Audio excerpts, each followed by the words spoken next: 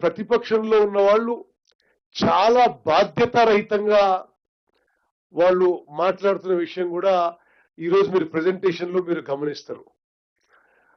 కృష్ణా జలాల విషయంలో వాళ్ళు తీరని మోసం, అన్యాయం, ద్రోహం చేసిన తెలంగాణకి. ఎక్కువ నీళ్లు ఆంధ్రాకి ఇచ్చే విధంగా వాళ్ళు ఒప్పుకొని, ఆ తర్వాత మనం అధికారంలో వచ్చిన తర్వాత అది ట్రిబ్యునల్లో ఆ విషయాన్ని మొత్తం రీఓపెన్ చేసిన మరి మన కృషి అయితే వాళ్ళు బయట మాట్లాడేది మరొకటి. అదేవిధంగా గోదావరి నది జలాలు రాయలసీమ తరలించడానికి ప్రయత్నాలు వాళ్ళు మొదలుపెట్టి, మరి ఈ మధ్య కాలంలో మన మీద, మన ప్రభుత్వం మీద దుష్ప్రచారం చేసే విషయం కూడా మీరు గమనిస్తున్నారు. గోదావరి వాటర్స్ డిస్ప్యూట్ ట్రిబ్యునల్ 1980 అవార్డుకి ఇది వ్యతిరేకంగా ఉందని చెప్పడం, దాంతో ఏకీభవించి కేంద్ర ప్రభుత్వం నిన్న అది వెనక్కి పంపించిన విషయం కూడా నేను మీ అందరికీ మనవి చేస్తున్నాను.